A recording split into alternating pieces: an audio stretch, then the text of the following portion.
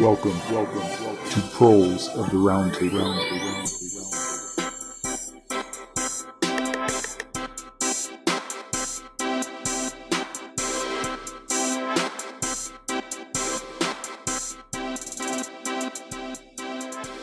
Hello, and welcome to Proles of the Round Table, where we sit down, have a few drinks, and talk leftist history. Check out our new website at prolespod.com, where you can find our back catalog, links to all the resources we talk about, and a whole communist ebook library. If you want to support us even more, check out our Patreon, where you can give your hard-earned wages to an authoritarian communist podcast in exchange for bonus episodes, clothes, and buttons. Find out more at patreon.com/prolespod. We want to thank this episode's primary sponsor, who enabled us to buy this fancy round table. Big thanks to our sponsor, Energy Transfer Partners. Wow. Thanks for being dickheads. Well done. Thank you. Thank you. Okay, so today we have with us is Andrea. Andrea, what are you drinking tonight? I am drinking Kirkland purified water. Nice. Beautiful. We're big fans of water on the show. We love people being hydrated. Jeremy, what are you drinking? Apparently I'm the only one drinking alcohol right now. So I'm drinking World's Blood by True Brewing. They're out of Denver. Fantastic. Delicious. Incredible. I'm drinking alone. I feel like an alcoholic. I mean, you're basically there. Sad. This is Justin, and I don't day drink. However, if I'd known that we were going to start an hour late, I probably would have just committed. But instead, I'm drinking some cheap Walmart coffee. Coward. It's true. And this is Ezra. I'm drinking Minute Maid lemonade, which it's expired. I got to take it home from work. So it might be fermented. So it might... You might actually have alcohol Yeah. in there. So All right. I know that's that, I guess. So yeah. Do you want to tell us like what we're going to start with for... Yeah. Yeah. So we're gonna there's like two parts, and the first part is kind of just definitions and stuff like that. And then the second part is I'm gonna tell a story. It's kind of sectioned off into parts. Cool. And I'll tell it in Lakota, and then I'll tell it in English, and then we'll kind of talk about what I just said, and kind of talk about the story and its historical relevance and blah blah blah, all that sort of stuff. Big fan. Yeah, Thank that you. sounds Yes, awesome. that sounds good. I'm ready. Okay, so for like definitions and stuff, the first thing I want to define is just like the nation that I'm from, because I think that's a good thing. So I'm from the Ocetisakomi Nation, which is a nation that's, it's around, like it's occupied by North Dakota, South Dakota, Minnesota, Nebraska, Iowa, Montana, Wyoming, and Manitoba and Saskatchewan. I'm not as good on the Canadian provinces, but I think those two. Okay. And basically the Ocetisakomi Nation is a confederacy of 7 different nations, and those nations are Belewakantru, Ihangtrua, Ihangtruana, Lakota, Sisitrua, Wachpetrua, and Wachpekute. And so within those 7 nations, I'm part of the Lakota Nation.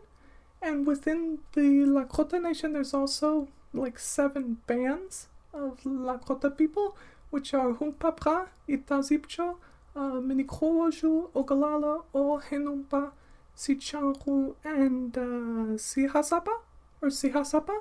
And then one more below that, you have the Tioshpaya.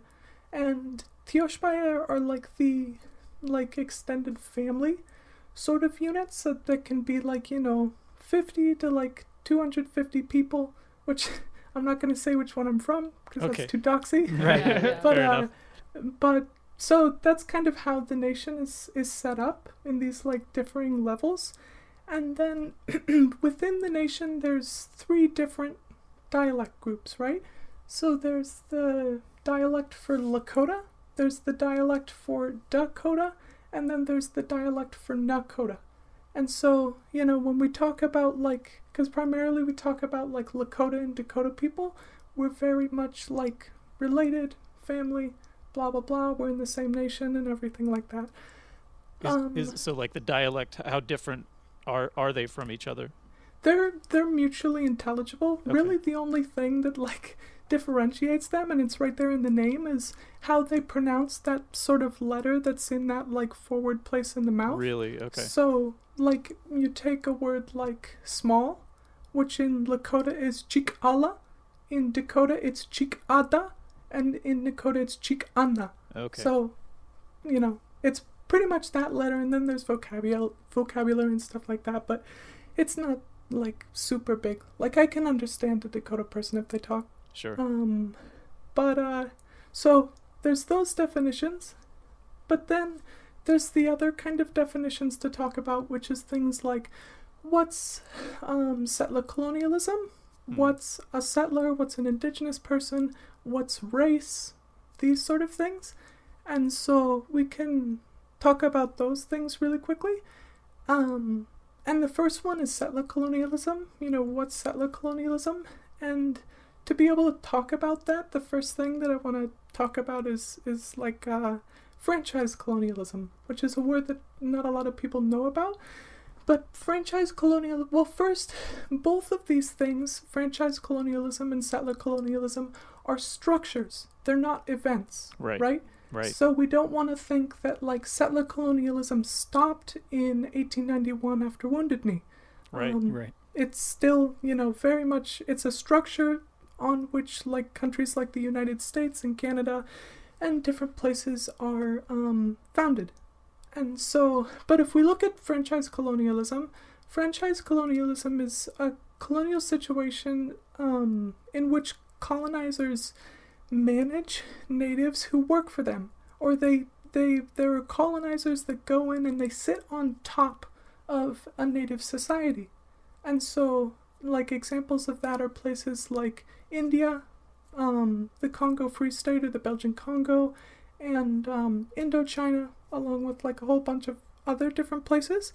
But colonizers went in there, and they the physical presence of a colonizer there is temporary.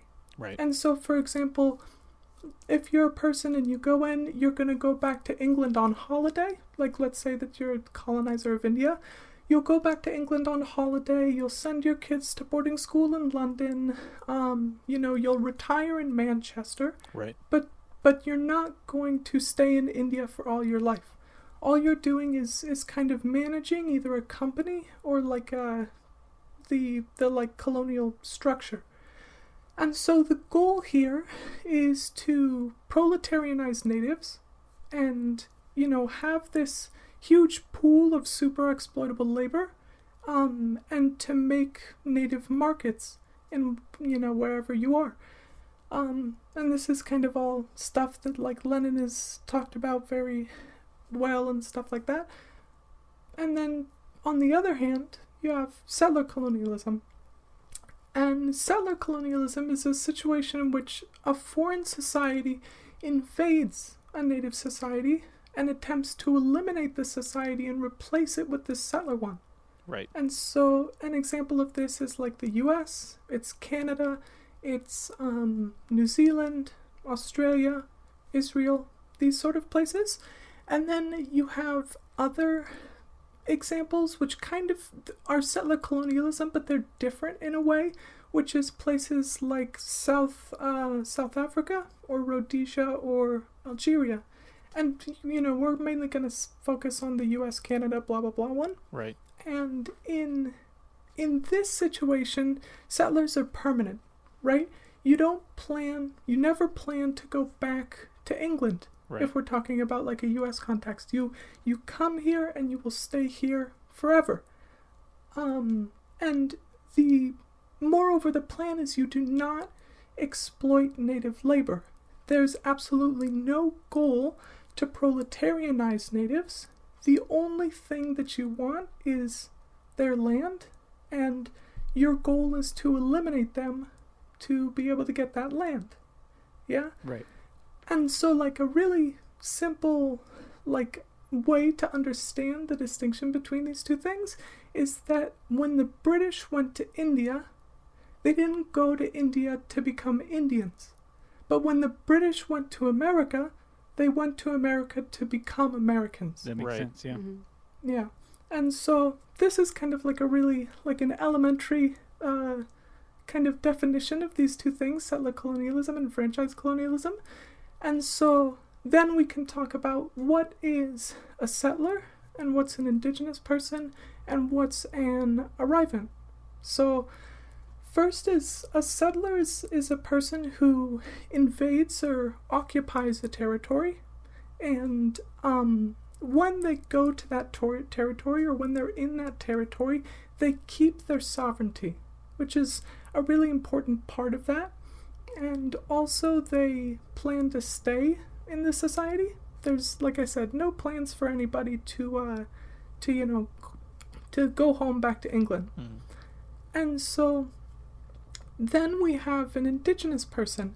An indigenous person kind of is by definition, an indigenous person is only created when a settler arrives in a territory, right? Right. And so, for example, you could say that, like, French people are indigenous Europeans, but it makes no sense because there's no colonial power in France. Sure. And, if you were to say that they were indigenous Europeans, it then, sends a message of, it implies that somebody is invading France, Right. right? Which Right. then the implication is like a whole bunch of white supremacists, like Arab and African people invading France and, that sort of stuff. Sure. So it's important for indigenous people rise up out of a colonial situation, and also we've kind of got this view in the United States of indigenous meaning Indian, like an American Indian, but that's not true. African people are indigenous, Asian people are indigenous to wherever they're indigenous to. So when we hear indigenous, we don't always want to think Indian right away, because the world is a big place and Europe has colonized a whole lot of Right. space within it. Right. And so we have those two, settler and indigenous, and then we have this third category, which a lot of people don't know about, which is arrivant, right? And an arrivant is a person who has either been forced out of their country by imperial violence, or, they traveled to the empire in order to try and take back the wealth that's been stolen out of their country. So, for example, a Vietnamese person during the war in Vietnam, let's say that they're like, I don't want to be here anymore because war's bad. So they go to the US, right?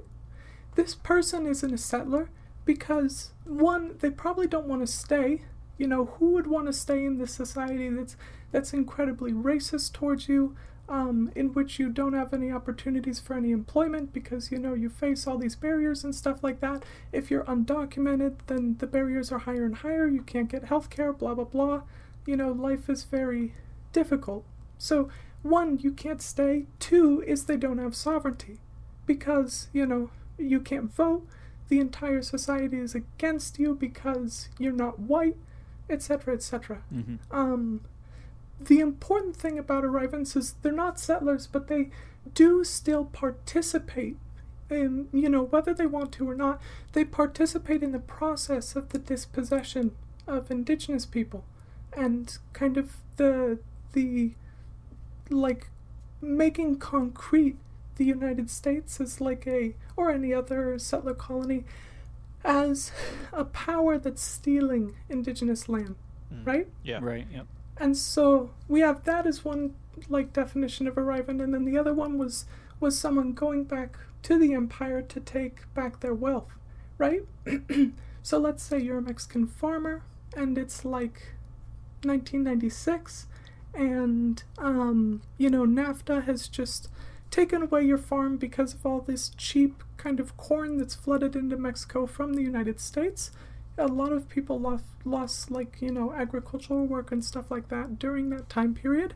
And so you go to the United States, right? And you go there because you say that's where the money is. They're not...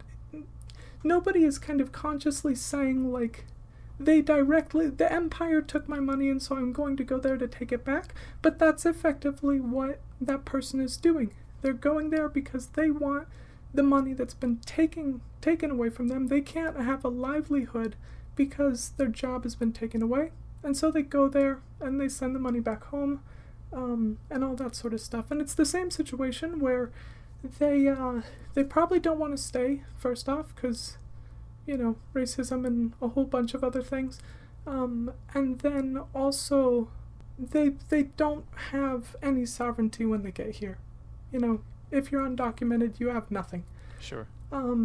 So that category is really important to kind of understand, because we don't want to put, that Vietnamese person we're talking about or that Mexican person we're talking about, we don't want to call them settlers, because they're not settlers. They come from an entirely different situation. So, and then there's one last category, which the term arrivant is something that's still being argued about a lot.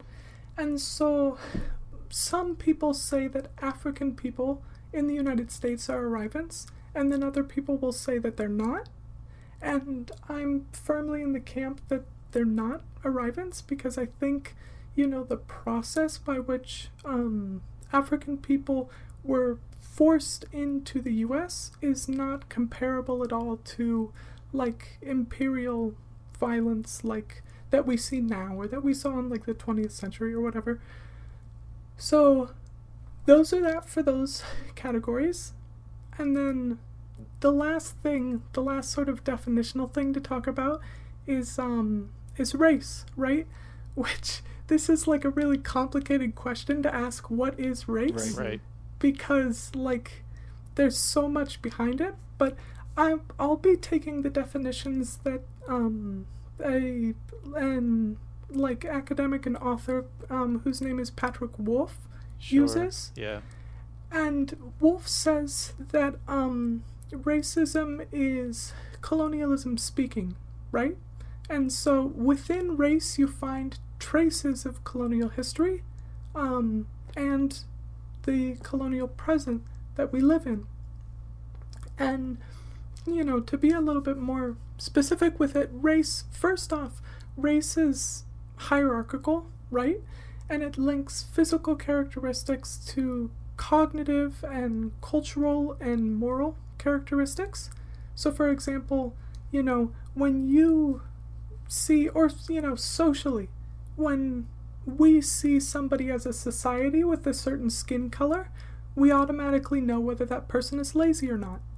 And so that skin color shows us their moral character, and, we could find cultural characters and cognitive characteristics within that person's skin color, within, the person's cheekbones, or the person's, nose, or, how their body looks or whatever.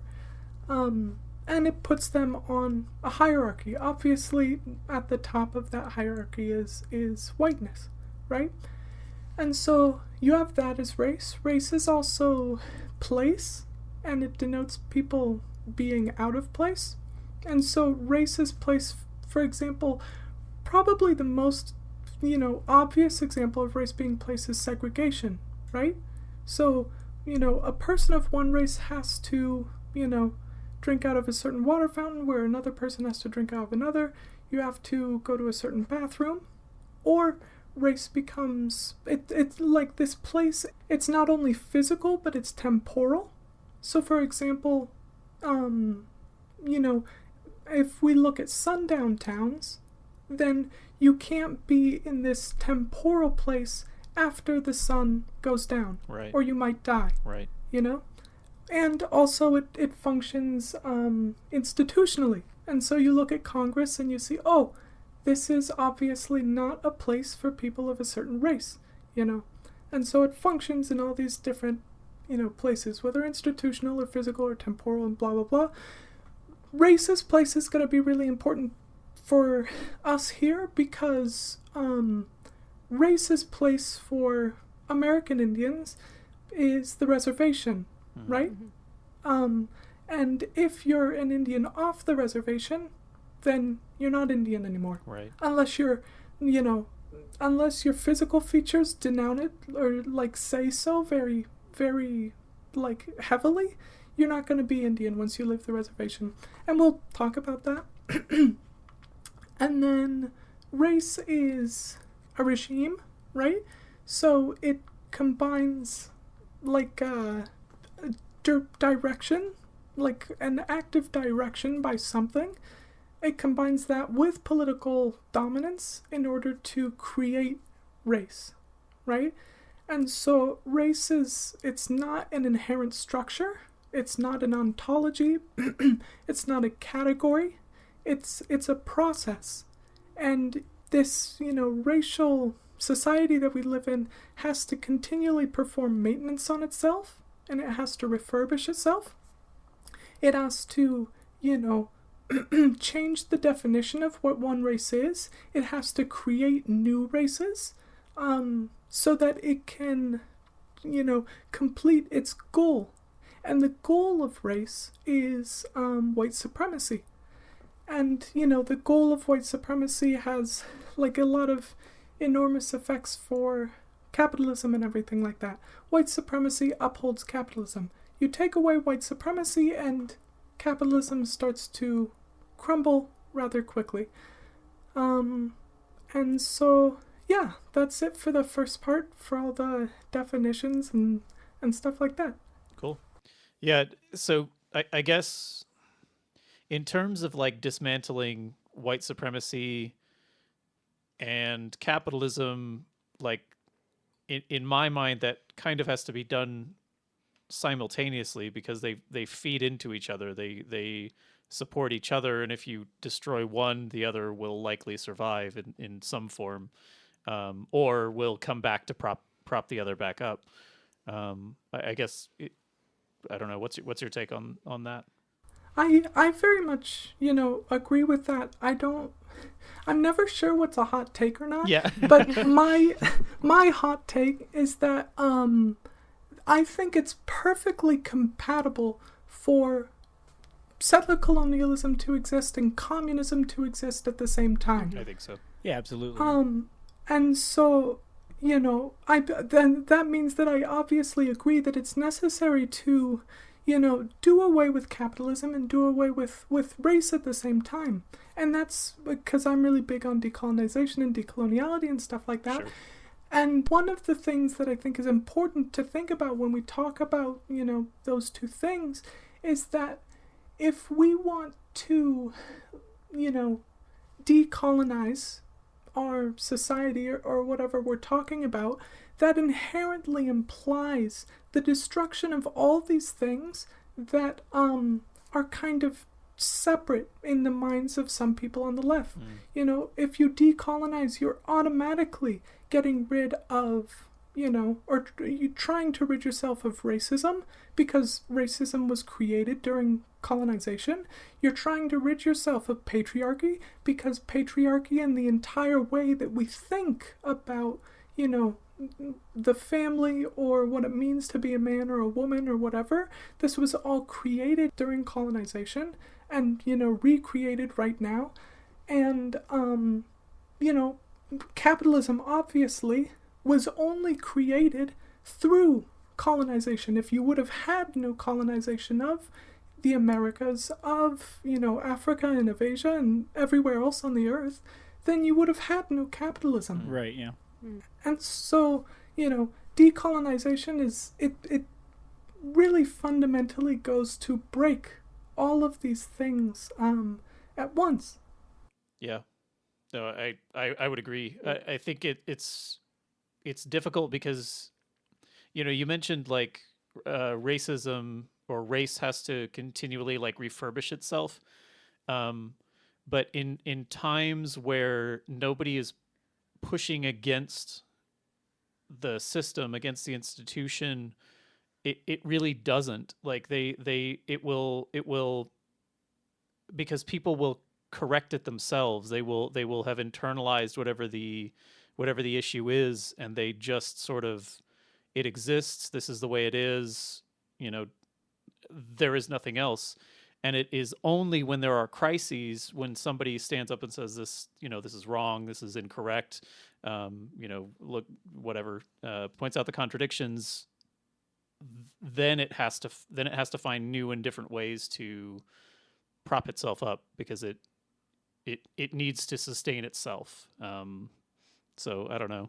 Yeah, I agree with that. I mean, one thing that I'm really interested in, and it would be interesting to look at through that idea of, like contradictions creating race and things like that, and like, big moments creating races. One thing that's really very much interesting me right now is the creation of Latino or Hispanic, because this is a race, which first, it's not well defined yet. It's still very, like, you can ask yourself, like, are Afro-Latinos within the category of Latino for society in general? For white society, does somebody see that? But if you go back, like, let's say, go back to 1950, this term doesn't exist. Sure. Nobody would identify that way. Everybody would identify as the country that they came from and stuff like that. And so when we look at the creation of Latino or Hispanic today, we see that, it has a very specific purpose towards, and I'm not able to say what that purpose is. I mean, I think it has something to do with like exploitation of labor in this new sort of like labor source that the U.S. has. It needs to find a way to be able to bring all these people together so it can better, exploit them both through discrimination and both, through labor practices and everything like that. And so, if we want to look at how that is created, it would be interesting to see what are the kind of, contradictions that make this arise. I mean, and what are the contradictions that like change the definitions of what black is or what Indian is throughout the history of the U.S.? It certainly could have been because the Bracero program began during World War II, and if you had an influx of all of these, mostly farm laborers, that might have not necessitated, but that might have prompted that construction of Hispanic and Latino or Latina, just out of like, here is a flood of workers that we're going to exploit, and in order to do so, we need to remove distinction amongst them. Maybe. Yeah. I don't know. And I definitely agree that, like, kind of in the modern form of how we think about it, I think the Bracero program is where like all of that starts, or it's like it's the beginning of the like before. Yeah. Right. Yeah. And so I definitely agree with that. I see a similarity between like the Chicano movement and also labor movements, in which I could understand where the rise of Hispanic as a race would derive from. Yeah. But I've definitely got into arguments with my dad because I would explain, I'm like, well, they're Afro-Latino or whoever. And my dad would be like, no, you call them Dominican or you call them Cuban. You do not call them Afro-Latino. That's like very disrespectful. So we've had those conversations, but I don't, I think, the whole like Chicano power movement is something that's really interesting in that, because that heads in two different directions. One is it's people who identify as Chicano or Chicane are like rejecting Latinidad to a certain extent, and they're also kind of and it depends on how what a person sees as what to be Chicanx means, but they're very much taking a hold of their indigeneity, right? Because for me, like, I see Chicano people as like an indigenous group in the U.S. that we need to, think about. And, people have done a whole bunch of work on, Chicano history and how Chicano history is very close to the history of other indigenous peoples in that area.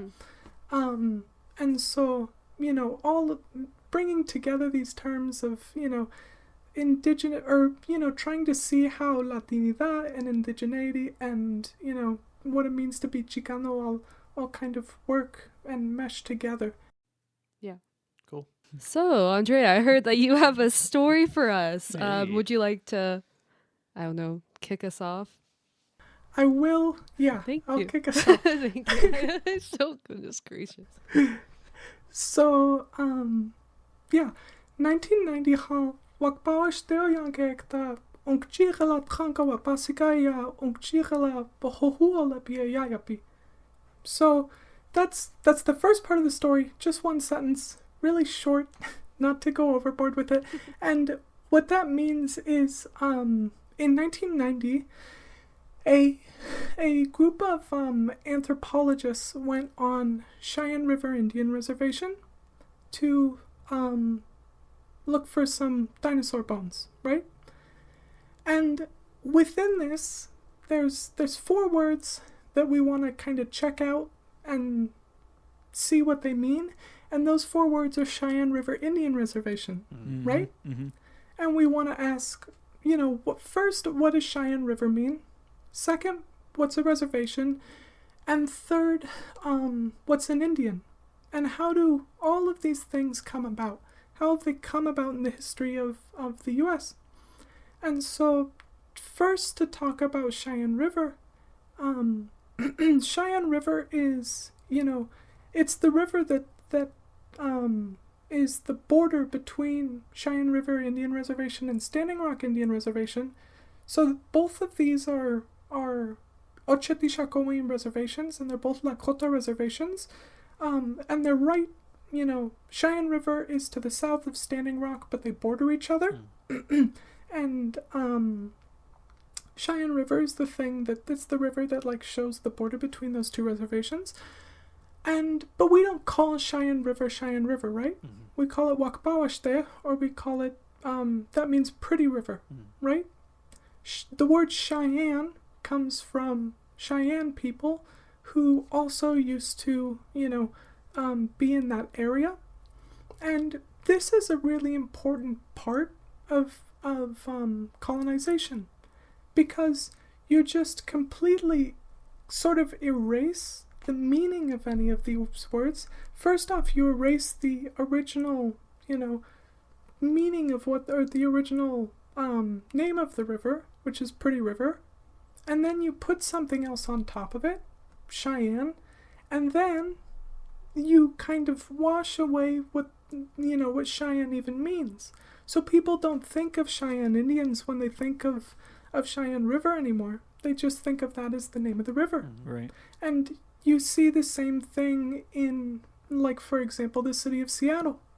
I mean, how many people think about the fact that Seattle is named after a Duwamish chief? Not many. And so you are able to very easily erase the sort of, indigenous territories that these are, and just kind of make them white areas. And that's a really important part of colonization. You live where I live, which is Coast Salish land, which is occupied. I live in the part occupied by Washington, but the state of Washington, but it's occupied by Washington and parts of British Columbia. But we have a whole bunch of, towns around here that have Indian names, but nobody thinks of them as Indian names. We have a town around here called Puyallup, right? And the Puyallup people they're a people, and they have their own reservation, which is, 30 miles or something like that away from the town of Puyallup. But if somebody were to say Puyallup around here, the first thing you think of is the town. The people have been, completely erased, even though they're so close to there, and even though the place is named directly after them. It serves very well to erase Indians. Right. And this is the whole goal of the U.S. is to erase. So there's that. And then the other thing we want to talk about is, Cheyenne River Indian Reservation. And define Indian and define reservation. And this is where we get into the whole history part of the thing. So, when settlers arrive in, all of this indigenous land, when they first arrive on what we now see as the East Coast, their first thought is, they land and they say, we can't be together with the Indians that are here. We need their land, and we need their land for us to work. And so we automatically see this distinction made, where there can't be any, intermarriages or anything like that. Things have to be very separate and distinct.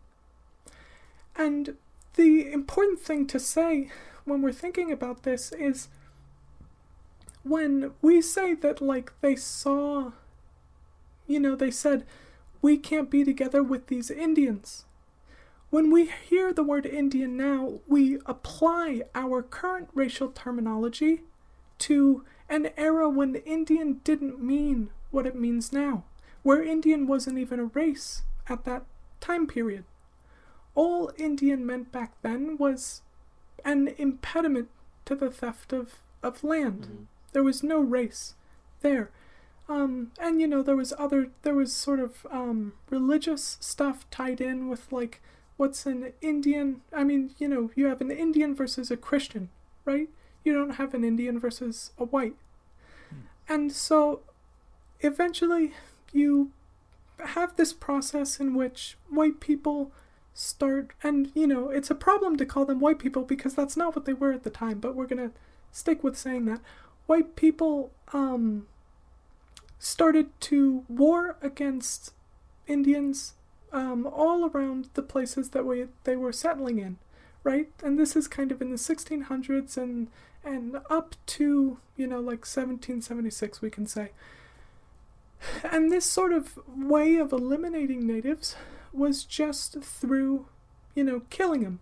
You burn down people's village, you burn down their crops, you burn down the area that they hunt in, you kill all the animals, you scalp people, etc., etc. And that's how you remove people from where they live, right? And, speaking actually of this as a side thing, scalping was something that was always practiced more by whites than it was by Indians. Scalping was a technique developed in Ireland, first of all, and when the British had kind of perfected this use of scalping as terror in Ireland, they brought it with them to Turtle Island or the Americas. And so you would have people be paid to go scalp an Indian, right? If you bring back their scalp, you get the money for it. Right. And so you look at somebody's scalp and you ask, what color is the color of that person's scalp? That person's scalp is red. And so then you start having the development of the name of Indians as Redskins, right? Right.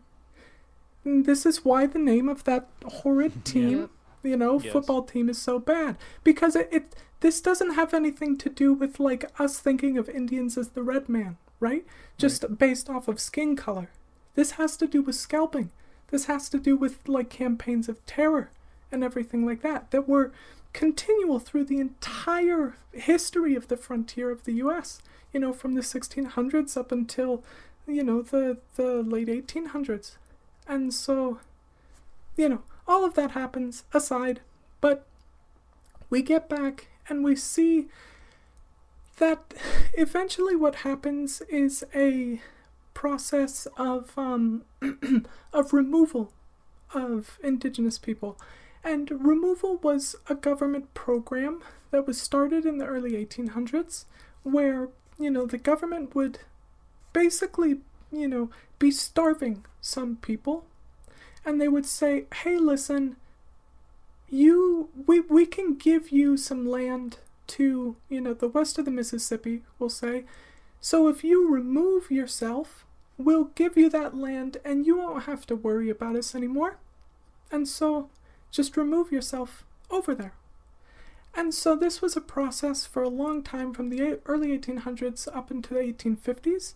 The most famous example being Cherokee removal for some people, or like the Trail of Tears in general, but people usually for some reason have it attached to Cherokee people.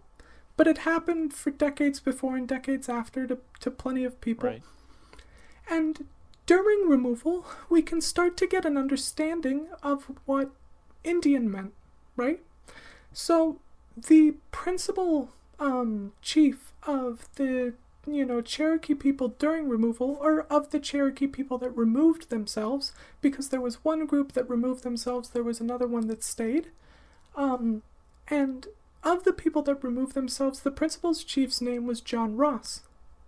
And applying our current racial knowledge to John Ross, he was 1/8 Cherokee, right? And, people like in Congress and stuff like that would kind of rib him for being 1/8 Cherokee. They'd say like, this man is of, mainly of Scottish stock, blah, blah, blah, blah, blah. Isn't that funny? I can't believe we're dealing with this, blah, blah, blah. But it was all meant to be a joke. It wasn't actually meant to, judge his indigeneity. Right. He was a impediment to the theft of land, and so he was indigenous. And there was no such thing as blood quantum. This had not been invented yet. And so, we still have a time to go until we get to that. Oh, yeah. I was just gonna say, in terms of tribes being removed, it wasn't even a matter of, well, these individuals or these groups don't live the way we do, and that's why they need to get gone. There were these, was it 5 tribes? Yeah, they're called the 5 civilized tribes by the government, yeah. But we, indigenous people say the 5 southern tribes. Right. And they lived very much as white people did. They farmed land, and some of them kept slaves, and they had, they dressed in European style clothing, and that did not stop their removal. They were still forced off their land when the time came. Yeah, and that they, present something interesting, because obviously they're the only Indians who have been able to be classified as as civilized, right? And that's exactly because of what you said. It's because they farmed, and it's because they mainly because they had agriculture more than anything else, and then also because once you had contact with Europeans, you did have a, sharing of, well, not sharing, I mean, a lot of white stuff went into, or a lot of settler stuff went into these, 5 southern tribes. And so, for example, probably the most important thing to talk about is slavery. And it wasn't just like, okay, we capture you as a captive, and then you're a captive for, 6 months or something, right? And then eventually you can go. Because that's what it was for Oceti-Sakowin people, But for the 5 southern tribes, it was very much chattel slavery. Right. And you have this huge situation where when they were removed, the people who chose to remove themselves brought their, the enslaved people with them. Yeah? And the big political situation that's been around for the past 10 or 20 years is that a lot of these tribes, and I hate using that word, by the way, but that's what the government designates them as. Tribe doesn't actually mean anything in English. Yeah. It's just kind of a way to paint somebody as uncivilized, but that's their government designation. And so these 5 tribes have excluded enrollment or a good amount of them, I don't know exactly which ones, but a couple have excluded enrollment of freedmen, which is the name of the people who were enslaved by people within these tribes. Wow. They've excluded their enrollment from the tribes, right? Right.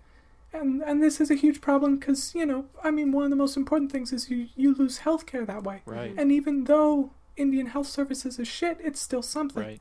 Right. And so, yeah, there's a whole lot of stuff that goes on within that. But, we have removal happen. Yeah. And, and once removal happens, you eventually get to a point where there's no more land left. You can't remove people any further west because there's no more west. And, we have to realize that the U.S. came into shape. It's not like it was just one, complete east to west sort of motion. Right. What happened is northeast, southeast, and then across the south, up the west coast, and then the central part of the country was kind of the last place to be colonized, right? Right, yeah. The The least arable land, right? Mm-hmm. Yeah. And so, you eventually get to a point where, since everything on the west has been settled, you can't remove people any further west. And so, from this, you then get a system of reservations, right? Right. And at this point, this is when the Indian problem, Indian problem in quotes, goes from being something exterior to something interior. So, for example, in 1849, the Office of Indian Affairs goes from being under the Department of Defense to being in the Department of the Interior, which is where it is right now. Interesting. And yeah, and I mean that says a lot, right? The Office of Indian Affairs used to be something seen, and back then the Department of Defense was called the Department of War. Right, yeah. And so, you have this transfer into the Department of the Interior. In 1871, you have the cessation of making treaties with indigenous people. Yeah, you don't need to make treaties if they are internalized now. Well, yeah, and for treaties, the reason that treaties are very important, they were very, very important in the history of the U.S. because treaties were the way in which the U.S. gained its land. Right, yeah. People need to sign away the rights to their land, and so when you stop that process from happening, you've kind of accepted that this whole thing is internalized now. Mm-hmm. And so when you internalize all this stuff, you then decide, okay, well, we'll give space reserved for these Indians, right? And every reservation has a different history. And so, I'll talk about Lakota reservations. And our reservations, started as territories. In 1851, the first Treaty of Fort Laramie was signed. And then in 1868, the second Treaty of Fort Laramie was signed. And in the second treaty, we had 60 million acres of land, which is equivalent to 94,000 square miles. And that's about the size of Oregon. I think it's just a little bit smaller. And, so to close your eyes and take out a moment to think that there was a Lakota state in the middle of the country as big as Oregon. Yeah, fucking wild. Obviously, that's not here anymore. Mm-hmm. And so in 1876 to 77, you have the Great Sioux War, and this was the war for the Black Hills and everything like that. And you have a whole bunch of land taken away, mainly around the Black Hills, and so you're left with 34,000 square miles, or about the size of Indiana. And then, after that, you have the Sioux Agreement of 1889, which, this happens during the Dawes Act, which is something that we're going to talk about a little later, but it's important to this. And what the Dawes Act does, this is like probably the most important thing in modern Indian history, right? The Dawes Act says that we are going, speaking as the U.S. government, we are going to create allotted land for Indians. And so instead of Indians controlling things tribally, with tribal title, instead they will control land individually. Every person will be given, in our case, I think it was like 320 acres of land. And what this served to do was to individualize natives, right? And because you've allotted land, what this ended up doing is you allot land, and then the U.S. would take the surplus land. And so you go from being the size of Indiana, or 34,000 square miles, to 19,000 square miles, which is about the size of 2 New Hampshires. Right. But none of this is contiguous. And this is the reservations that we have today. You look at, like, Cheyenne River, and you look down to Pine Ridge, and they're not connected at all, right? Or you look from, Rosebud over to Yankton, and they're not connected. There's a whole bunch of non-reservation land that are splitting all the reservations apart. Right. And this kind of, concludes this process of theft of land. There would be other small thefts in the future, but this is the big main one. And, the Dawes Act is really important also because the Dawes Act is where blood quantum comes from. So you need to decide, okay, if we're going to allot land out to people, then we need to start keeping track of who's Indian and who's not. Because we're not going to allot land to white people. And so this is where blood quantum begins to form. This is 1889. The actual Dawes Act is a little later, or a little earlier, but our Sioux Agreement of 1889, which took all the land, is at that date. And this is where we start getting what we think of as Indians today, which is blood quantum. That is the most important thing to define what an Indian is. And so you get to the 30s, and you have, the Roosevelt government. This guy named John Collier takes power of the Office of Indian Affairs, and he ends up being the he's the one who really sets blood quantum even further, right? He says, okay, we need specific blood quantums for people to be able to be enrolled into tribes and stuff like that. And we're going to talk about that stuff later, but one important thing to recognize about the Indian Reorganization Act is that we usually think of the whole process of colonization of the U.S. as something that's interior to the U.S., and it's not something that's affected by, world processes that are happening in other places, and that's not true.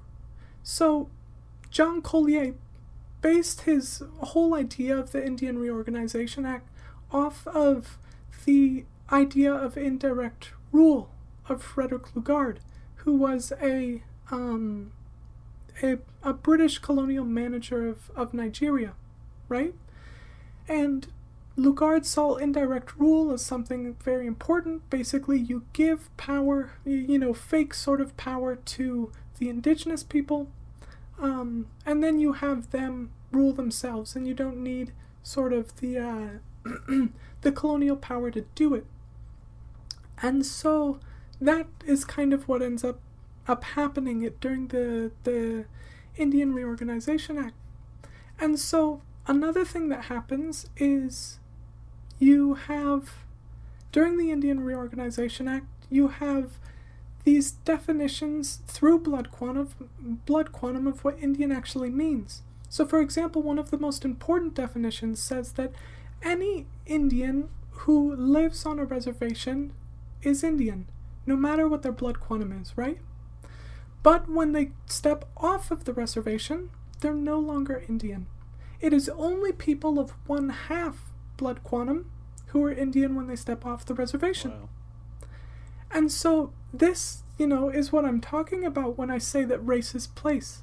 This defines the reservation as the place where Indians are. And if you're not an Indian, or if you're not on the reservation, you're not an Indian. In certain ways, right? One of the ways that this is, shown to be wrong is if you're an Indian in the city and you're causing trouble. You become an Indian no matter what your skin color is, So, for example, up until, it's different for every reservation, but you can say the 50s, maybe the 60s. Let's say that you're a person and let's say that you are enrolled in Standing Rock and you're living in Bismarck, right? And let's say you're poor and so you have nothing to eat and you have to end up robbing stuff from some store, right? When the police catch you, they can then send a letter to the superintendent of the local reservation. And superintendents were basically white dictators of a reservation. It's, reformed language of Indian agents from back in the day. And so they send a letter to the superintendent and they say, hey, do you want this Indian back? And the superintendent says, yeah, give him to me. And so you send him to the reservation, and then the superintendent lets all police officers know, off-reservation police officers, that if they see that person and they're off the reservation, then arrest them and bring them back to the reservation. Yeah? Yeah. Mm-hmm. And this is very, very close to what our time period, my grandma lived this, right? Right. And so, and when you talk to elders or you talk to old people, you will hear them say they will define reservations as concentration camps, because that's what they were created as, and that's what they were, and that's what they still are today. It's in a different way, but that's what they are. And, you would find this language to be like the most, radical leftist sort of thing to call a reservation a concentration camp. Like, it sounds ridiculous for some people, but that's what we see it as. And it's also home. Yeah. It's this really, contradictory sort of thing of you have something as home and you also have something as such like a violent place that was created out of so much, such a process of violence and everything like that. And so, as a general overview of what a reservation is, it's, like a really strict kind of government overview. It's an area of land available to Indians for their common use and occupancy, and it's a domestic dependent nation. It has the right to make laws to a certain point, right to tax, right to use tribal land, right to use tribal funds, right to determine membership, and the right to try enrolled Indians in a tribal court, and the right to make schools. And so these are all sort of very base definitions of what a reservation is, but, the process through which that came about was everything that I just explained. And that's also the process through which the Indian came about, and through which the Indian is defined by blood quantum. Both of these things are really, tightly linked together, and they can't be separated. And this is why, you'll hear from whether it be Indians or white people, they'll say, like, if you didn't grow up on the reservation, then you're not an Indian. And that's a hard thing to hear for a lot of people, because they say, well, no, I'm, I see, like, the Wichashawaka, and I go to ceremony, and I I'm not Christian, like, I believe in traditional beliefs and everything like that. But people will still say, if you're not from the reservation, you don't know what it means to be Indian. And so you have, like I said, these thoughts of what it means to be Indian, and what it means to be, and what the reservation is really tightly put together. And the last thing that I want to say is that in the process of creating creating Indians in the U.S., this process requires denationalization. So, I keep saying the word Indian, right? Yeah. And I say it because it has a specific meaning, but, we don't, people don't think of, like, for example, the Oceti-Sakowin Nation, or they don't think of the Lakota Nation, or they don't think of, like, a Coast Salish Nation or anything like that. They think of Indians. Mm-hmm. And it's just kind of this generalized view of people who are brown and have high cheekbones and pointed noses and blah, blah, blah. All of this sort of stuff, or crooked, and all of this sort of stuff, right? Who ride horses and whoops and headdresses and totem poles and blah, blah, blah. Yeah? And so the U.S., through creating race, has also created this, this one singular definition of us, who I am, and that term is Indian. But it doesn't, when you talk to an indigenous person here, every person's from a different nation. Every person has a different history. Well, like every nation has a different history and everything like that. And so, on one hand, you're forced to talk about Indians all as, one sort of thing, because that's what the government has made us as. But on an actual national level, all of us are, very different. Yeah. Just the way that, like, white people interact with each other is, you're French, or you're German, or you're British, or you're American, or so, fuck. So, with that part, that's the first part of the story. And so now we can go on to the second one, to the second part. And this part's going to be a little bit longer, and so, like I said, it'll be the Lakota part and then the part in English, and then we'll discuss about it again. And, so yeah. Wapasika kung Edmontosaurus hohuya, iayam picha wakpawashteo yanki iayaptik ta yustampi, eash iayapi chejehal iachinki yanka hugmia wanka prope. Iachinki yanka wa el wapasika ota yukhampi, na wapasika ki hena wanji tsu Hendrickson achia. Sa hohuya ya chinchahe hugmia wanka propa, onha ituya omani. Na omani na hankeya T-Rex hohuya. Hohu ki api yukhan wichashe ki makha ki yuha ki he wapasika ki okiyakapi. Na wichashe ki Maurice Williams achia na wapasika itran cha Peter Larson achia. Na Peter Larson Maurice Williams okiyake na heye hohuki unkuyapi hantash mazaska 5000 uniche cha jujupi kte eye. Na Williams heye oha hohuki luska oyaki hik eash lena miechukta hecha eye ayupta. Na Larson hohuki kichushni. So when the paleontologists go into the reservation, they find some Edmontosaurus bones, which is a dinosaur, and they decide to leave. They say, okay, that's good enough, we'll go. And so right when they left, a tire on their car went flat. And there was a whole bunch of paleontologists in the car, and one of them, whose name was Sue Hendrickson, got out of the car, and she wanted to find more bones, and so she kind of just walked around trying to find more bones. And she eventually found T-Rex bones, yeah? And so they dig up the bones, and they end up talking to the guy who owns the land, and his name is Maurice Williams, and the, lead paleontologist's name is Peter Larson.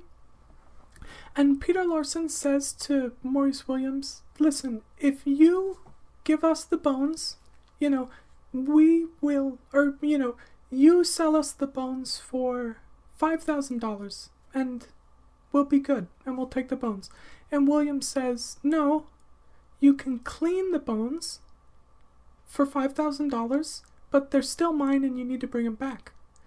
And so Larson says, okay. And then they take the bones and unsurprisingly, they don't give them back. Yeah? And they bring the bones back to the institution where they were working out of. And so, in talking about this, I think it's good to talk about all of the ologies, right? The paleontologies, anthropologies, biologies, sociologies, all of these sort of, academic departments, all of these institutions, which are founded through settler colonialism where we live. And, we have to look at how these things uphold settler colonialism. I mean, that's one of academia's main jobs, is to uphold settler colonialism. And so, if we return very quickly to Cherokee removal, I'm going to read a quote from a book by James M. Mooney, who was a guy who lived during Cherokee removal and he recorded removal. And this comes from his book, Historical Sketch of the Cherokee. And it says, families at dinner were startled by the sudden gleam of bayonets in the doorway and rose up to be driven with blows and oaths along the weary miles of trail that led to the stockade, where they were held prior to the removal itself. Men were seized in the fields or going along the road, women were taken from their wheels and children from their play. In many cases, on turning for one last look as they crossed the ridge, they saw their homes up in flames, fired by the lawless rabble that followed on the heels of the soldiers to loot and pillage. So keen were these outlaws on the scent that in some instances they were driving off the cattle and other stock of the Indians almost before the soldiers had fairly started their owners in the other direction. Systematic hunts were made by the same men for Indian graves, to rob them of the silver pendants and other valuables disposed within the dead.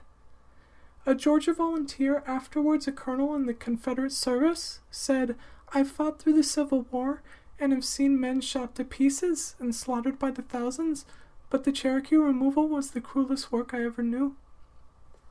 So, we have to ask, where does academia get its knowledge from? Where does it get its resources from? And in this case, it gets its knowledge from removal. Yeah? You first, you have these people who go into the graves of these people. And, immediately the anthropologists have something to be able to look at. They're able to look at pendants or whatever other things that these people have, and they can then begin to, study from, as y'all were saying, from their Orientalist point of view, what it means to be Indian. And they were able to make what it means to be Indian through this. Or biologists were able to take the skulls of dead people and were able to use them in their processes of scientific racism. And they made, races from these skulls of dead Indians that they would take after, removing people. And this is something that would happen, for a long time. And this is something that happens, right? And, for example, and I don't know if y'all have heard of this, but in 1996, there was this skeleton discovered near Kennewick, which is a town in Washington. Yeah, and his name is Kennewick Man, right? That's what they named him. And they find Kennewick Man, these, anthropologists or paleontologists or whatever, someone who belongs to an ology, and they do a whole bunch of tests on him. They take him away and stuff like that, and they figure out, oh, this guy is 9,000 years old, right? And so, the first thing that happens here is, there's a indigenous people who are the Umatilla who immediately when this happens, they say, this guy is ours. You can't take this guy. And under the NAGPRA Act, which is like a grave repatriation act, they said, you have to give him back to us. But, that doesn't happen. Legal proceedings take a long time. And so this one archaeologist, whose name was James C. Chatters, but he asked to look at the bones from the people who originally uncovered the bones, and he just takes them, and he just steals them, and he doesn't give them back. And he looks through them, and he says, he reports to the news, and he says, these bones are Caucasoid. These are the bones of a white person. And, the media obviously flips out, and white people are overjoyed, because this means that white people have been here as long as Indians, and you can just forget about giving Indians anything special. Now they don't deserve anything. They don't even have the right of being first people. They're just a people. And, Chatters said, directly quoting, he said, the tribe's fight against further testing of Kennewick man is based largely on fear that if someone was here before they were, their status as sovereign nations and all that goes with it, treaty rights and lucrative casinos, could be a risk. I mean, what he's doing is very important, because if he was able to convince, the world that that this was actually a white guy, the bones were actually belong to a white guy, then you can extinguish every single right that indigenous people have. And you very quickly and very easily have just, completed what the primary goal of settler colonialism is, which is to take all of the land. But other than that, the thing I want to talk about this is the role of knowledge, right? Because what really happened, the reason why they got the bones back is because there was a change in the NAGPRA law in 2017. So they didn't get the bones back until then. Actually, the change might have been in 2016, but around there, a couple years ago, right? And that's the main reason why they got it back. When they were going through this whole process of trying to argue for the bones, what they said is, our oral histories tell us that we've been here for 10,000 years. And because our oral histories tell us this, and because our oral histories are true, then, these bones are rightfully ours, and you have to give them back. And so, obviously, the U.S. does not respect oral history, because the only history that the West respects is written history. And, the thing I want to say, because, we can say liberals are bad, blah, blah, blah, that's all very obvious. What's important about this when we talk about, communism and decolonization and that sort of stuff is what role would oral history have in not my ideal society, but in a USSA, right?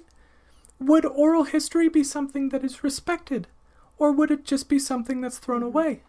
It's important to be able to think that, or to think about the role of knowledge in what we talk about and what we know, and to see that, a lot of the knowledge that people function off of, especially in the U.S., is Western. And it privileges, it privileges Western, it privileges white people and stuff like that, but it furthers, it looks to further the process of dispossession of indigenous people and the elimination of indigenous people. Same thing happens in British Columbia too, right? So in the 80s, I think it was 87, there's this court case within BC that's called Delgamuukw versus British Columbia. I don't know if I pronounced that right, but I tried. And this is the Gitxsan and Wet'suwet'en people who were saying we have Aboriginal title, which is the strongest native title in Canada, over these certain parts of British Columbia, right? And so they brought it up to the court, and they did the same thing. They said, we want to, we're going to use our oral histories to prove this to you. And the judge, ruled, he said, I am unable to accept Adauk and Kunaksh and oral histories as reliable basis for detailed history, but they could confirm findings based on other admissible evidence. And he didn't only say this, he said a whole bunch of racist shit too. I mean, he said he quoted like Hobbes and said like that life for Indians before colonization was like brutish, and he said like that exact thing. And he said a whole bunch of other stuff. And so, oral history is smacked down. Now, eventually, this case goes up to the Supreme Court, right? And the case then becomes, what's the place of oral history in Canadian courts? And what's the definition of Aboriginal title in Canadian courts? And what ends up happening is the Supreme Court of Canada clarifies Aboriginal title, and it also says oral history is A-OK, right? Now, we haven't actually seen oral history be used in any, big cases in Canada. And obviously, if the oral history were to give any credence to something Indigenous people in Canada would be saying, then it would be thrown out immediately. But you get these sort of, nods to Indigenous people. But the original case was Wet'suwet'en and Gitxsan people arguing for Aboriginal title. And they never got it. And if, we've been paying attention to the news in the past couple weeks, Wet'suwet'en people have been fighting against an oil pipeline in, on their land. They've occupied, roads and stuff like that. And they've been, the Canadian police came in and they arrested a whole bunch of people. They arrested a whole bunch of hereditary elders and stuff like that. Or hereditary chiefs, And, the fight is ongoing. Because Wet'suwet'en people and all Indigenous people know that this is our land, and there's a constant struggle to be able to, fight for our land. And so, these struggles of knowledge and these actual physical struggles are something that's very, closely related for us, and something that we're constantly going through. So, we can go on to the next part now, and this is the last part of the story. And then, after the story, we'll have just a teeny thing on resistance. But the last part of the story goes like this. Wapasika ki hohuki Black Hills Institute el awayan kapi ayash milahanska tramak hoche wo pre kaksapi. Hoya yung kha hehal FBI ki and our National Guard ki Black Hills Institute timai yayapi na hohuki chupi. Wapasika ki and our Black Hills Institute ki and our wakpawasteo yankit na Maurice Williams heyapi hohuki hena mitchawa yelo. Cha milahanska tramak hoche woki chunze ki heye hohukin trustland taya iachupi chaheum hohukin Maurice Williams trawapi. Na milahanska tramak hoche woki chunze ki hohukin South Dakota School of Mines and Technology Wichak upi. Na 1997 Maurice Williams hohuki wiopreya na mazaskai million kamna. So what happens is the scientists were working for a thing called Black Hills Institute. And so they bring the bones back to Black Hills Institute. But the U.S. said that they were breaking the law. As a side point, just because I think this is interesting, in Lakota, the way that we say like a U.S. American is Milahanska. And Milahanska means long knife, and it refers to the sabers of the cavalry, right? So within our language, we're very much conscious of what happened and what we're fighting against, and who, these people who self-identify as Americans are, right? Mm-hmm. They're the people who wanted to conquer us, who keep attempting to try and keep us down, and blah, blah, blah, everything like that. So anyways, the U.S. government told Black Hills Institute, you're breaking the law. And so the U.S., the FBI and the National Guard raid the Black Hills Institute, and they take the bones. And, after this, you have the scientists and Black Hills Institute, the paleontologists and Black Hills Institute and Cheyenne River Indian Reservation and Maurice Williams, who was the guy whose land the bones were on. They all say, these bones are mine, right? So then the U.S. government says, well, the bones were found on trust land, and so the bones belong to Maurice Williams. And so the U.S. government takes the bones and they put them in the South Dakota School of Mines and Technology. And Maurice Williams gets the bones back. They stay there because you can't just have T-Rex bones just sitting in someone's, living room. And so Maurice Williams eventually sells the bones for $8 million, right? Yeah, and he sells it, I don't remember the exact name of it, but it's, he sells it to, like, a Chicago, museum. A museum in Chicago. And within this, there's, again, a lot of things to be able to look at, right? So the first thing to look at is, or to ask, is what's trust land? Because the government said this was on trust land, and so, these belong to Maurice Williams. I mean, this is the reason why he was able to keep the bones. And so, trust land is when, I said the Dawes Act was really important. And when the Dawes Act,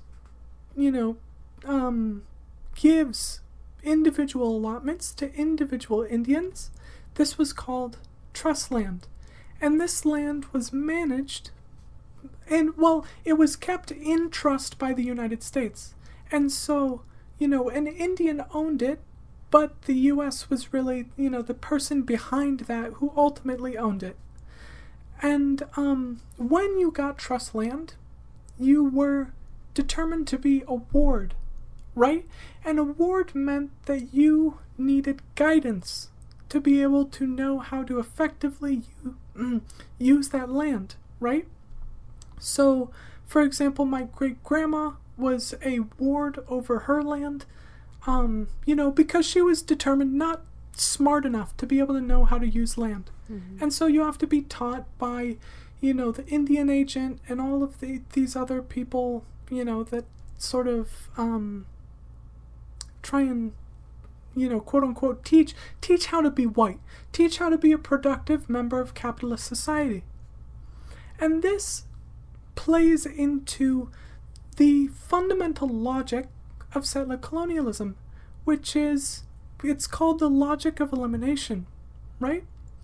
The logic of elimination is that we need, again, speaking from the U.S. government, we need to eliminate these indigenous people, and there's many ways through which we can do that.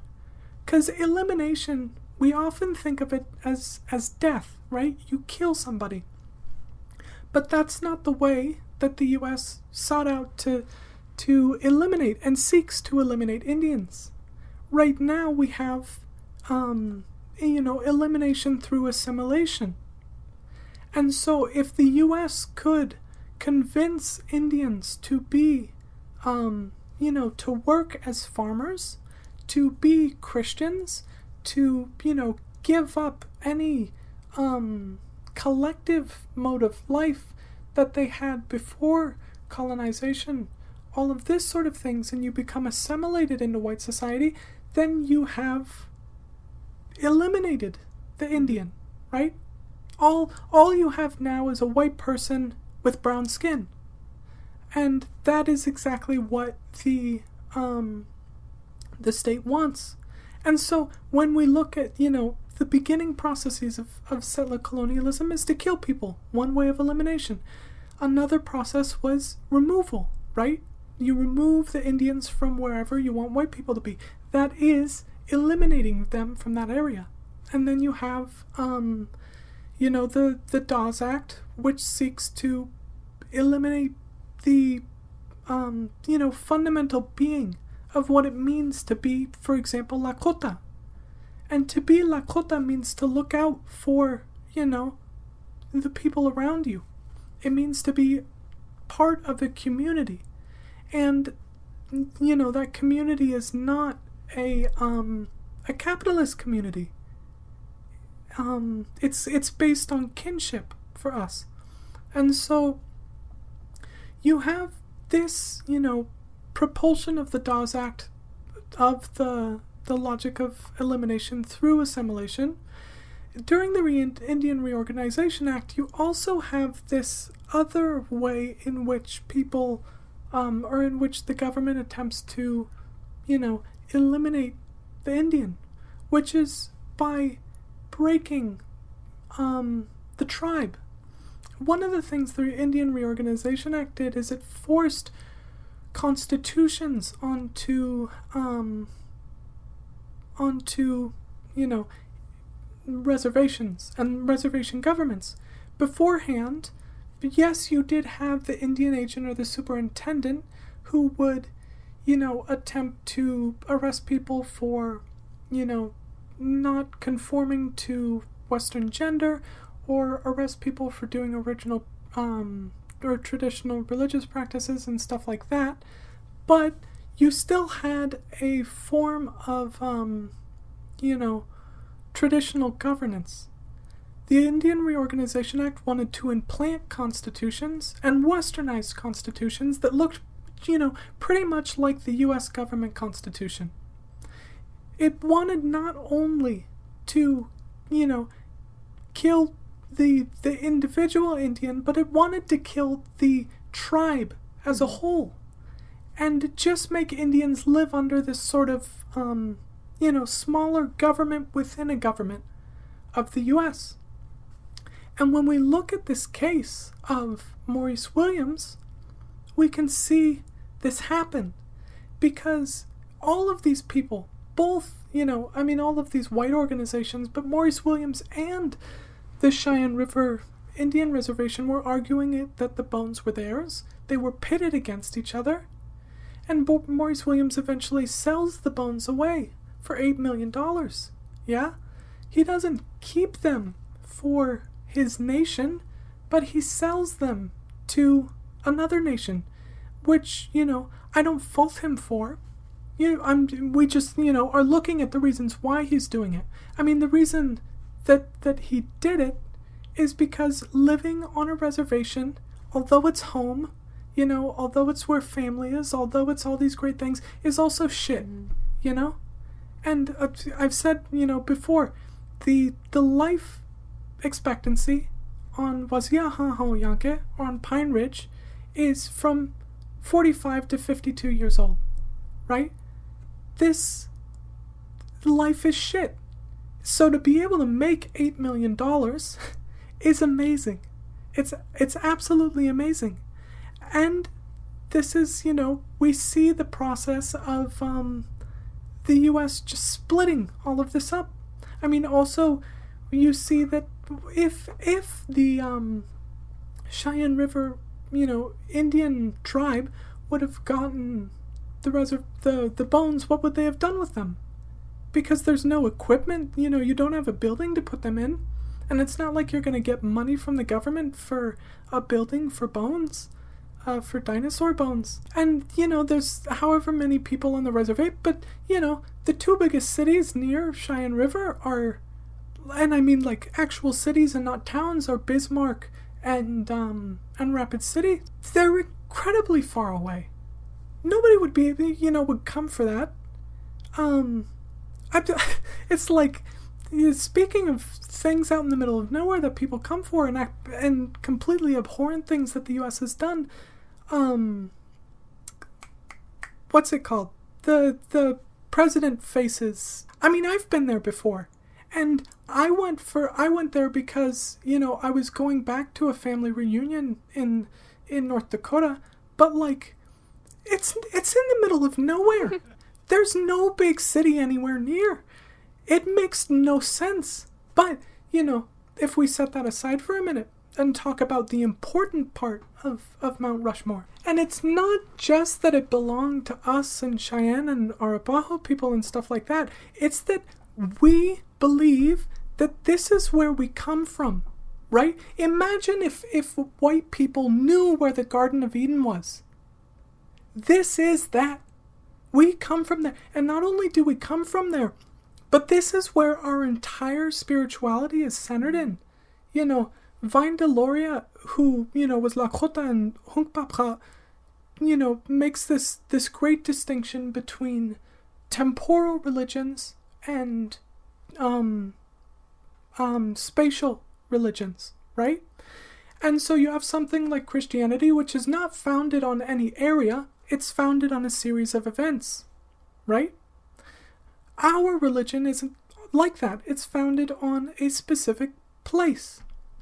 And so you know, I can't say why they're important because it's, you know, interior to our people.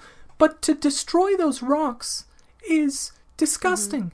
It's I can't think of anything more disgusting. And the only thing that I can think to make it equivalent to is, imagine if in 1930 some Indian just snapped their hands and Christ never existed and he does not exist right now. If we assume that, you know, Christ is real, he snapped his fingers and Christ is gone, and the entirety of Christianity crumbles around that. It's the equivalent of that, and white people would go wild. And so yeah, that it's it's really hard to be able to sum up how disgusting Mount Rushmore is. But yeah, you have, you know, all of these events done by the U.S., which are, you know, just looking to be able to, you know, divide up indigenous people, to destroy our ways of life, and to try and assimilate us into white culture and eliminate us. Because the moment that the Indian is gone is the moment that the U.S. can say, okay, this land is really ours. Completely. We don't have to worry about anything. So yeah. The last thing that I want to talk about is, resistance. Yeah. Because that's a pretty important thing. And, there's kind of two things I want to talk about. The first one is something people know about and I don't want to spend so much time on it. The second thing U.S. Americans won't know about. I think the vast majority of them. So the first one is Standing Rock, right? And we all kind of know Standing Rock is very important. But, you know, we watch the U.S. government try and fight against all of these Indians, because it wasn't just Lakota people defending it, right? And it wasn't just Dakota people. You have the people who are defending, you know, the government tried to label these people as domestic terrorists, right? Or they tried to label them as religious extremists because of people smudging and stuff like that while they were, you know, protesting and stuff like that, smudging in front of, like the, you know, what you would call the police, which is basically the army, who was right there. And, you know, but even through this, you have all of this resistance put up to try and make sure that our presence is known, that our, you know, water isn't poisoned, that our land isn't poisoned. And, you know, this continual resistance of Lakota people and of Indians against the United States, which has been going on for 400 years now. Yeah. And that that event is really important, and that event's really important for me because that's where my family's from, right? My family's from Standing Rock. And so, yeah, all of that's important. But there's another event that I want to talk about, which, have any of y'all heard of the Oka crisis before? I don't think so. Great. I'm so glad. So the Oka crisis, in my opinion, it happened in 1990, I think. It was, we can say from like either 1989 to like 1992, but within that area, I don't remember exactly. But in my opinion, the Oka crisis is the most important event of resistance within the northern bloc of settler colonialism, which is to say the US and Canada, in the past, 40, 50 years. But nobody in the US knows about it, right? So what happens is there's this city called Oka, right? And Oka has a golf course. And what the city of Oka wants to do and what the golf course wants to do is it wants to expand. And so it wants to expand into some pines, into a forest that's near the golf course. Near these pines is the Ganasatagi Nation, which is a subsection of the Mohawk Nation, right? And this is where the Ganasatagi people, they have a graveyard in there. They would play lacrosse in there. They would have, like religious ceremonies in there. Speaking of geographic sort of spirituality, that's very important. And so they see this attempt to try to expand of the golf course, to try and to expand into this place, and they say, oh no, this isn't going to happen. And so they go to the township and they start protesting. They start, doing petitions, all of this sort of stuff. And the local government doesn't care, And so what ends up happening is the, Ganasatagi people, they say, okay, fine. They go home, they go to the pines, and they set up a blockade in the pines so that cars couldn't go through it. No construction equipment, nothing like that, right? So this is when stuff really starts to kick off. This blockade is there for a little bit, and eventually armed police, are sent in. And, these armed police looked very much like they did at Standing Rock, right? They look basically like the army. They're bringing in M16s. They have all these, these big trucks to carry a whole bunch of troops in and stuff like that. And they stand there and they try and dismantle the blockade. And behind all of the protesters are warriors. Yeah? Mohawk warriors armed with, one of them has an AK. There's other ones with, just a bunch of arms. And they get into a firefight with the police. And they kill a police officer. And so the police leaves.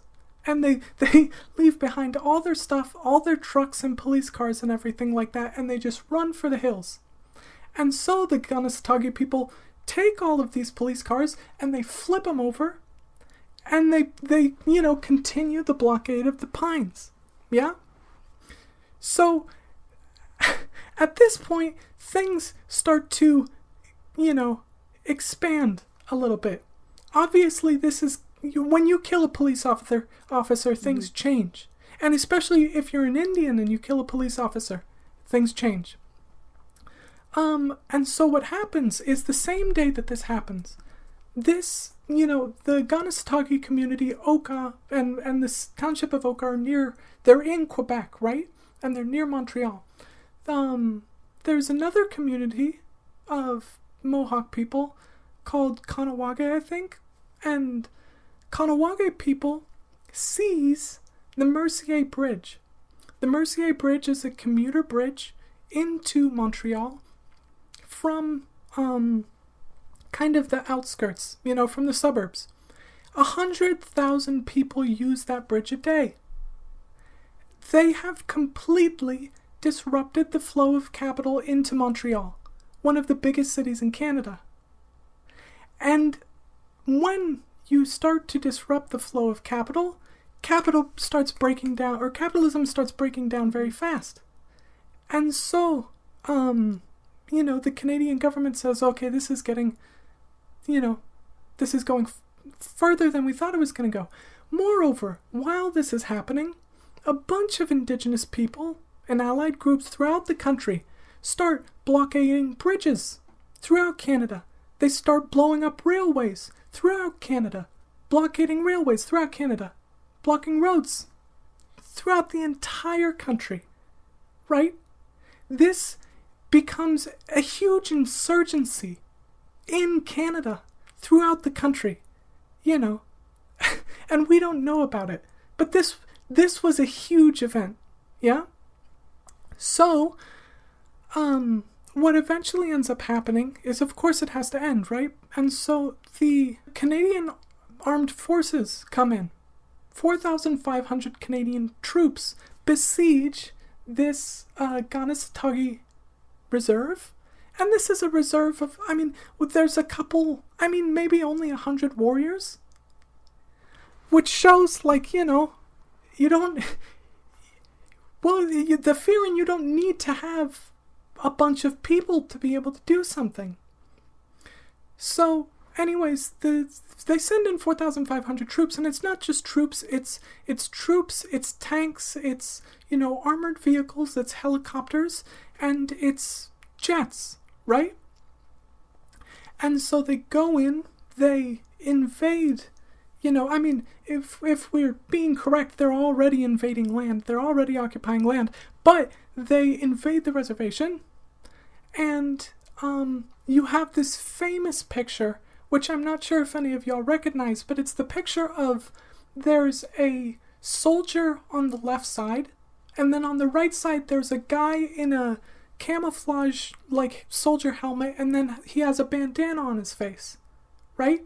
And he's standing nose to nose with the soldier and just staring him down, and he's just, swearing at him and insulting him and everything like that. And you have this very tense standoff between the Canadian Army and these Ganasatagi warriors. And eventually, if this were to go anywhere, if the Ganasatagi warriors were to shoot at the Canadian Army, all of them would die, right? Luckily, it was not the men who were in charge. It was the women who were in charge. And the women knew this. The men could not fire a shot without having that be approved by the women.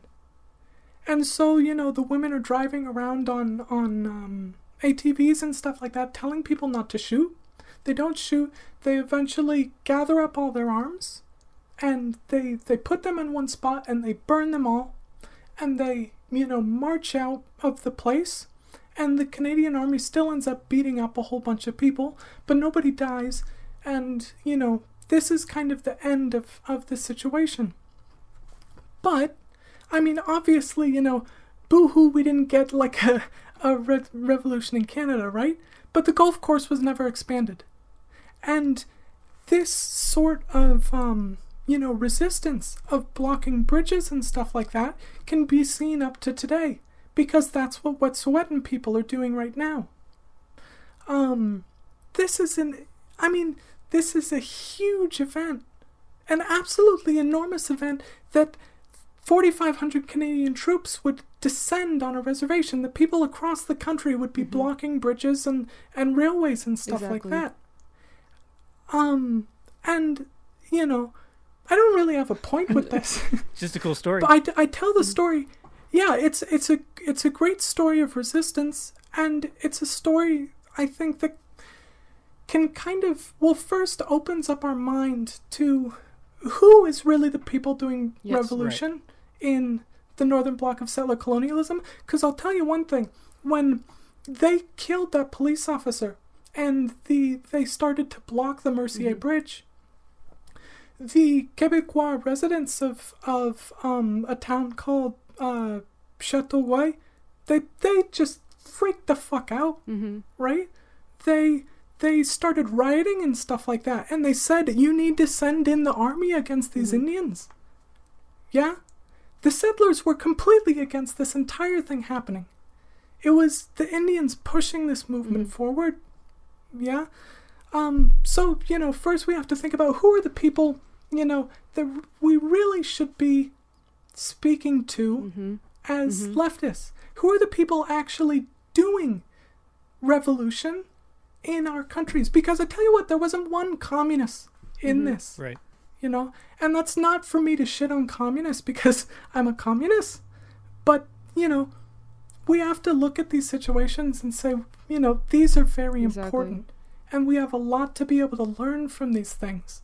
And so yeah, that is an important thing of resistance that I wanted to thank point you out. for that. That was a cool story. I didn't know nothing about it. I didn't, which is, I mean, it's very important to learn because we need to know how to, what communities are actually going to put in the effort for revolution, who's mostly in harm's way with state violence, or U.S. state violence, I should say. And I don't know who should be in leadership when it comes of why, what certain people know how to organize and how they organize is more appropriate than what you would think how a white man would organize rather than everyone else. And, when we look at the U.S., the U.S. hasn't really had events like that. But if we look over the last, 4 years or something like that, what are the two biggest events that are sort of, I don't want to say revolutionary, but that show potential, right?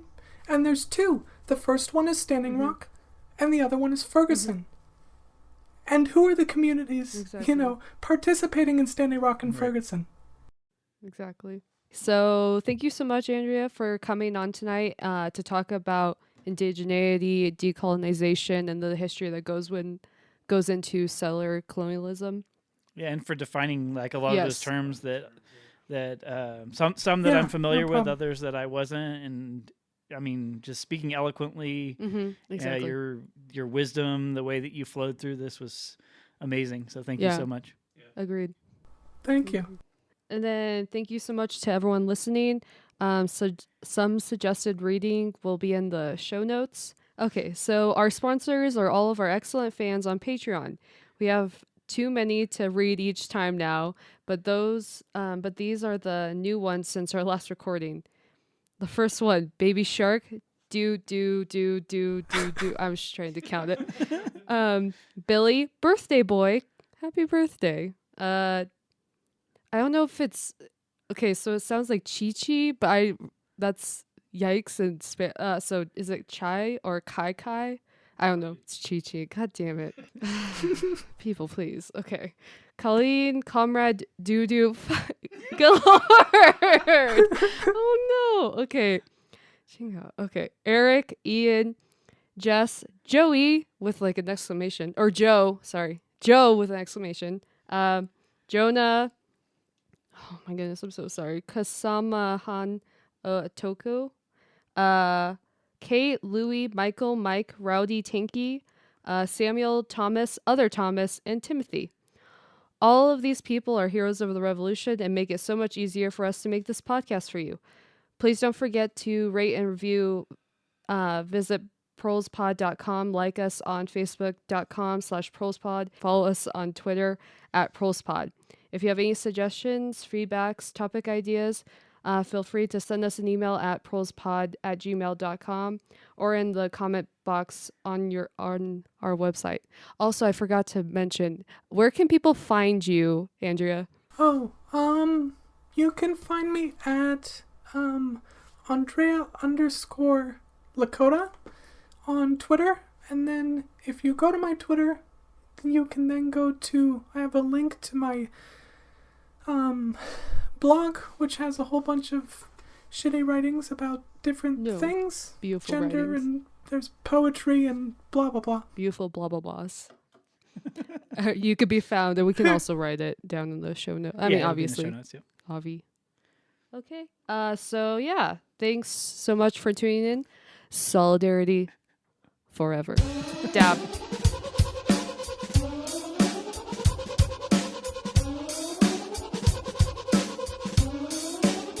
Somos indígenas y nos pasa lo mismo. Nos desprecian por nuestro color, les damos asco por nuestra estatura, por nuestra forma de vestir y por nuestra lengua.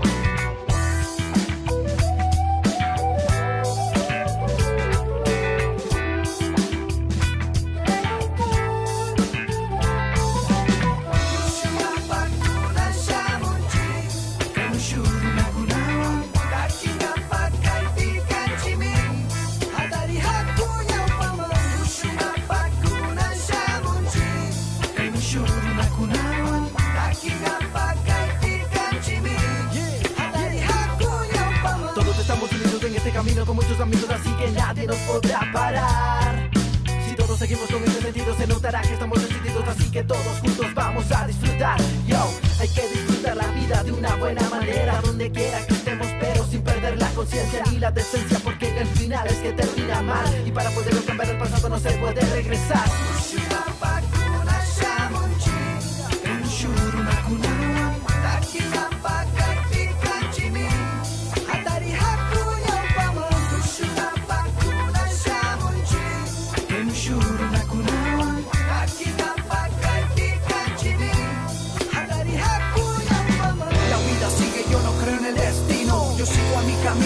El que desde guaguas hemos recorrido, así hemos conocido, así hemos aprendido, como en las montañas y en la vida, siempre encontrarás bajadas y subidas, todos los días luchando y buscando para encontrar la salida. No te desanimes, las caídas y tropiezos te despiertan, te motivan a seguir. Los nin